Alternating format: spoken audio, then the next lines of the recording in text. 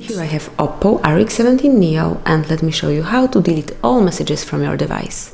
So at the very beginning, open the settings, then scroll down, find and select additional settings, and here go to the very last icon, which is backup and reset.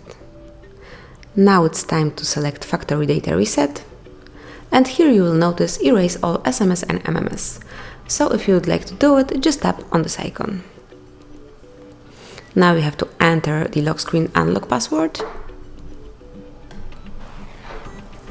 and once it's entered, you have to tap on erase all SMS and MMS. You have to confirm it one more time because this operation cannot be undone. So if you are sure that you would like to do it, just tap on erase. And that's it, everything has been erased. Thanks for watching, please subscribe our channel and leave the thumbs up.